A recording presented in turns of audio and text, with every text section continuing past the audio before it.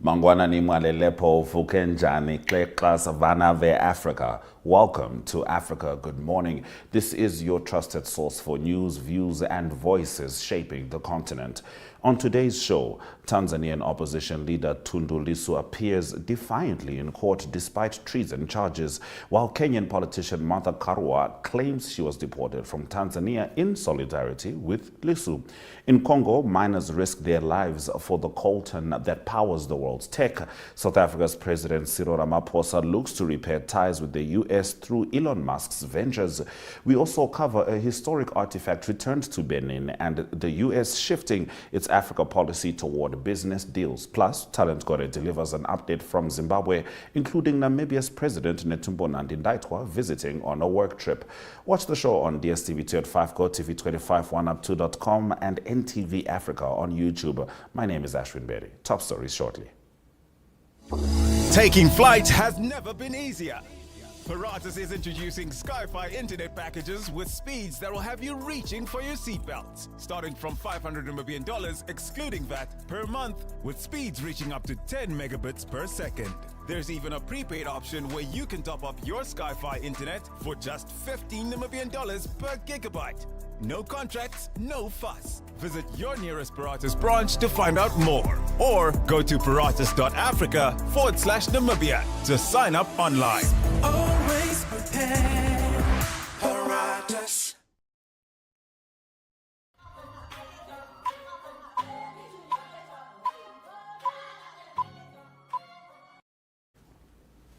In our top stories, Tanzania's opposition figure Tundu Lissu has made a defiant court appearance in Dar es Salaam after being charged with treason and publishing false information. Arrested in April following his no reforms, no election stance, Lissu appeared at Kisutu Magistrates Court, raising his fist and urging supporters not to fear. Heavy police presence surrounded the court, but hundreds of supporters still gathered. The case, widely viewed as politically motivated, has intensified concerns about democratic repression under President Samia Suluhu Hassan, who defended the expulsion of Kenyan figures supporting Lissu. Among them were former Justice Minister Martha Karua and ex-Chief Justice Willie Mutunga. The court previously attempted a virtual hearing, which Lissu's team opposed for lack of transparency. The prosecution claims investigations are ongoing, drawing criticism from the defense. The next hearing is set for the 2nd of June. If convicted, Lissu faces the death penalty, adding to fears of escalating political crackdowns in Tanzania. In a related update, former Kenyan Justice Minister Martha Karua says she was deported from Tanzania alongside two colleagues after arriving to attend opposition leader Tundu Lissu's court case. Karua, a prominent human rights advocate and critic of East African democratic backsliding, was allegedly subjected to hours of interrogation before expulsion. Other Kenyan figures, including ex-Chief Justice Willie Mutunga, were detained at the airport in what they called a solidarity trip. Tanzanian authorities have not commented, but the incident follows growing repression ahead of the October elections. Lissu, leader of the Chadema party, faces treason charges and is barred from running after rejecting an electoral code seen by many as a tool for silencing dissent. International outcry has mounted, with human rights groups condemning the detentions as arbitrary. The ruling CCM party, in power since 1977, is expected to maintain control, with President Samia Suluhu Hassan running amid accusations her government is mirroring her predecessor's authoritarianism. In the hills of eastern Congo's Masisi territory, hundreds of artisanal miners work by hand in the Rubaya coltan mines, extracting a mineral essential for smartphones, military equipment, and electronics. Despite Congo producing nearly 40% of the world's coltan in 2023, most miners earn less than $2.15 a day. The miners have become flashpoints in the region's violent conflict, currently controlled by M23 rebels who tax the coltan trade and allegedly smuggle it into Rwanda. The U.S. is exploring deals with the Congolese government to secure mineral access in exchange for support against insurgents. However, the global supply chain remains opaque, often masking the minerals' bloody origin. Armed groups, corruption, and a lack of infrastructure hamper progress. While Western tech thrives on Congolese minerals, miners like Jean-Baptiste struggle to feed their families. We can't continue like this, says one trader, highlighting the deep disconnect between the world's demand and local realities. In our next story, President Cyril Ramaphosa of South Africa is in Washington this week with plans to pitch new business opportunities to Elon Musk's companies as part of an effort to improve strained relations with U.S. President Donald Trump. The South African delegation is preparing a trade proposal that could include tariff incentives for Tesla in exchange for infrastructure investment in electric vehicle charging stations. Discussions will also address Starlink's licensing in South Africa, an issue complicated by Musk's disputed claim that he was blocked due to black economic empowerment rules. Now, relations between the two countries have soured under Trump's second term, with funding cuts and political tensions over South Africa's stance on Israel and land reform. Ramaphosa is aiming to reset the partnership during a Wednesday meeting with Trump. Meanwhile, Agriculture Minister John Steenhuisen is advocating for the continuation of U.S. trade benefits under AGOA, warning that losing them could devastate South Africa's farming sector. In the last of our top stories, Finland has officially returned a ceremonial stool known as the Katakle to Benin, marking a significant moment in the restitution of African cultural heritage looted during colonial times. The intricately carved three-legged royal chair, part of the royal treasure of the former kingdom of Dahomey, was looted by French troops more than 130 years ago and ended up in the National Museum of Finland after an exchange in 1939. Finnish Minister of Culture Mari-Leena Talvitie handed over the artifact during a formal ceremony at Marina Palace in Cotonou, symbolizing the growing international momentum behind the return of stolen African art. This return follows France's restitution of 26 royal items to Benin in 2021 and adds to similar repatriation efforts by other European countries. The move strengthens Benin's cultural identity and encourages other nations to take responsibility for returning artifacts that were taken through force, colonization, or unequal exchanges. Those have been our top stories on Africa. Good morning. Shortly, we'll be looking at the weather. And after that, in the Zimbabwe report, Talent Gore tells us about Netumbo Nandi-Ndaitwah, Namibia's president, visiting the country today.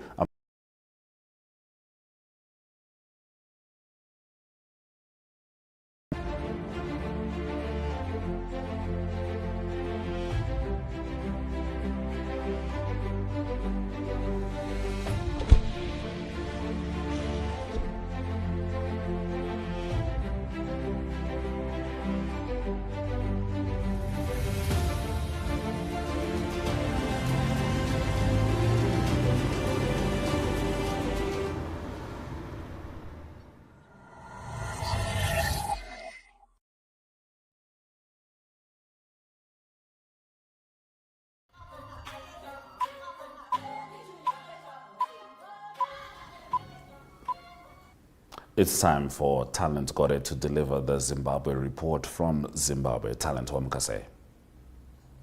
Africa. Tamukahedu. Now, Talent, University of Zimbabwe is set to replace striking lecturers. Tell us about that. Yes, the University of Zimbabwe plans to hire experts to replace striking lecturers in a last-ditch attempt to bring back normalcy as the country's oldest university. University lecturers have been on a strike for the past 2 months now as they press for a salary of 500 United States dollars. They currently earn 230 United States dollars plus a local currency component of about 200 United States dollars when converted. In a circular to faculty deans, the university requested for updates on individual lecturers' availability, a list of modules not being delivered due to strike, and recommendations of suitable external candidates who would be hired as adjunct lecturers to step in temporarily.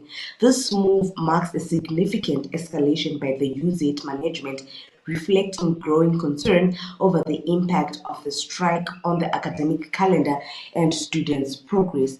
It also suggests the administration has not reached a resolution with the striking staff despite the passage of several weeks in mounting pressure from students and parents. Efforts to end the strike have so far failed, with lecturers accusing the government and university authorities of failing to honor previous salary commitments. So the strike is still on at the University of Zimbabwe. It started about 2 months ago, and right now the university is trying to actually replace the lecturers who are on strike with a temporary lectures for the time being. Apparently, the students are supposed to be having their exams, and the lecturers are saying that they are not going to invigilate the examinations, and they are also not going to mark the examination papers until their demands are met by the university management. All right, Talent, we'll certainly be keeping an eye on that. Now, as we know, there were protests on the 31st of March, of course, not with as much volume as was anticipated, but there were 89 protesters who had been arrested. I understand they have been granted bail on appeal. Yes, apparently initially there were 91, and some of them they were actually released, but 89 of them were still in prison, and 89 people rounded up and detained by police on March 31 during anti-government protests have been granted bail by the High Court on appeal. Justice Easter Mremba ordered freedom for the 89 on 100 United States dollar bail each. The suspects had spent a month and a half in jail after they were denied bail by the magistrate courts. Other suspects who were jointly charged with 89 were granted bail earlier by the High Court. The judge says the fact that there are no witness statements to date showed that the state had nothing incriminating the suspects. Prosecutor Charles Muchengwa, who is dealing with the case, then conceded that the lower court erred when it denied the suspects bail after being cornered by the judge. Muchengwa also admitted there might be difficulties in prosecuting the group. So the 89 of them, they were released on 100 United States dollar bail each, and the High Court was saying that the lower court, which is the magistrate court, had no incriminating evidence, and they should not have kept the 89 in jail. And so the High Court granted those who participated during the March 31 protest bail. If you remember very well, on March 31, 2025, Blessed Geza called for Zimbabweans to actually go into the streets and protest against President Emerson Mnangagwa and calling for his immediate resignation from office. And also, he said that Zimbabweans should march and should march against corruption, but it did not turn out as what he intended. But rather, people stayed away from the protest. But there were some people who actually had the guts to go into the streets and protest, and those people are the ones who were arrested, and they had been in jail since March 31, and they were then granted bail yesterday by the High Court. All right, Talent. The President of the Republic of Namibia, Dr. Netumbo Nandi-Ndaitwah, is in Zimbabwe on a working trip and set to meet President Emerson Mnangagwa this morning. Yes, Namibian President Netumbo Nandi-Ndaitwah arrived in the country last night ahead of Chairperson President Mnangagwa at State House this morning. She is in Zimbabwe on an official working visit. President Nandi Ndaitwah was welcomed at Robert Gabriel Mugabe International Airport by Vice President Kembo Mohadi, Zimbabwean Ambassador to Namibia Melody Chaurura, and other senior government officials. Part of Namibia's leader official working trip included stops in Angola, Botswana, Zambia, and Mozambique, marking a first international official trips since assuming office in March. Zimbabwe and Namibia share strong historical ties dating back to the liberation struggle of both nations. President Emerson Mnangagwa has continued to stress the importance of cordial relations between Harare and Windhoek, as well as with the rest of the region and world under the engagement and re-engagement drive. So President Netumbo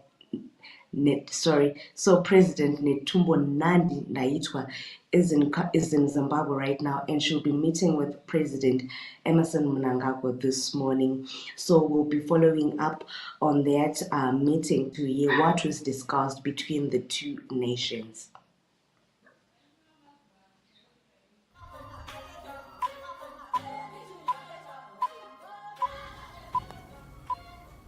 All right, talent. Now, runner Tendai Zimuto is looking forward to his maiden appearance at the World Athletics Championships in September. Yes, a marathon runner Tendai Zimuto is looking forward to his maiden appearance at the World Athletics Championship in September. Zimuto is one of the two marathon runners that are set to represent the country in Tokyo, Japan from September 13. Mpofu has also qualified, but for Zimuto, it will be his first time at the global meet that features the world's best. The qualification window for marathon closed early this month. However, for other events, including track and field, it's still ongoing, and National Athletics Association of Zimbabwe is optimistic a few more athletes stand a chance of qualifying. So far, 5 athletes have secured their spots champion. All right, talent. Now we head into the last of your stories. I know Connie Ferguson was in Zimbabwe recently to be a judge at this competition. Miss Universe Zimbabwe 2025 was crowned. Yes, the Miss Universe Zimbabwe 26-year-old Leanda Moyes from Gore was crowned the Miss Universe 2025 at a ceremony held in Harare, and South African actress Connie Ferguson was the chief judge at the pageant. Moyes, a qualified nurse currently working as a finance executive, is set to represent Zimbabwe as the Miss Universe pageant in Thailand this November. She received a 10,000 United States dollar cash prize, a Mercedes-Benz C200 sponsored by Style by Mini, which is a company which is owned by the Vice President Constantino Chiwenga's wife, Minnie Baloyi Chiwenga, and a range of additional gifts. In an interview, Moya said she has been involved in modeling for 14 years and previously held the title of Miss Intercontinental Zimbabwe in 2021. However, the Miss Universe 2025 was marred with controversy, with some models boycotting the event. Apparently, there are allegations that within the camp, they already knew who was going to win, and some models thought that it was not necessary for them to compete as they already knew who was going to win. Allegations that Moyes was not fit to win the Miss Universe 2025, and some people who went to the page saying that she could not answer questions during the question and answer segment properly. She was stammering, and hence she was not qualified to win as Miss Universe. They are saying that they were better models who were fit to be crowned Miss Universe 2025, but apparently there are also allegations that she won the title because she is mixed. So there is a lot of controversy around surrounding the Miss Universe 2025, and we're just hoping that the Miss Universe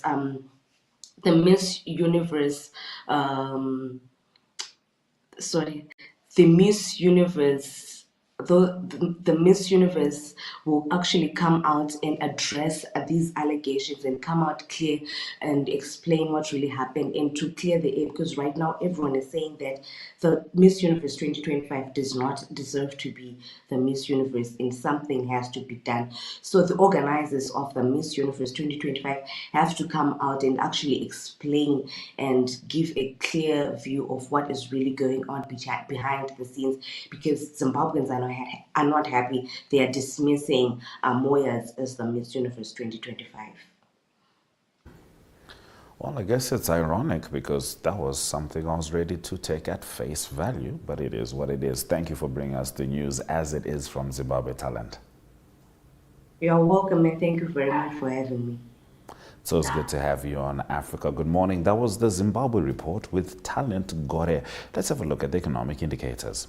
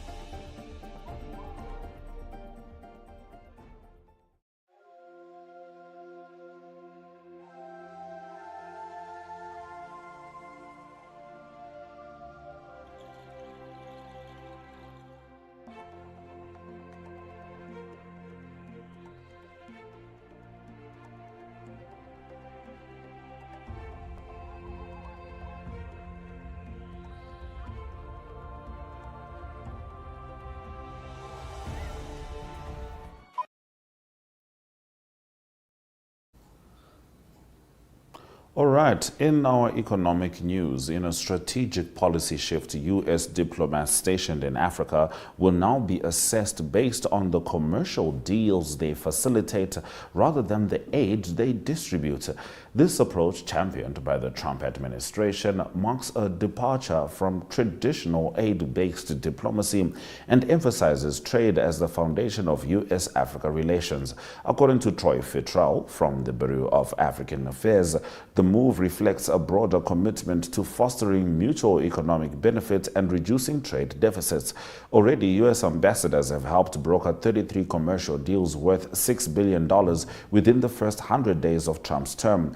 The U.S. is also backing major infrastructure projects, including a $550 million loan for the Lobito Rail Corridor spanning Angola, Zambia, and the DRC, designed to counter China's growing influence in Africa. While U.S. exports to sub-Saharan Africa remain modest, this new strategy signals a clear pivot toward partnerships driven by commerce over charity. Those have been our stories on Africa Good Morning. Thank you for joining us on DStv 285, GOtv 25, 1up2.com, and Network Media Hub on YouTube. From me, Ashwin Berry, and the Africa Good Morning team, Swera Zhakanaka.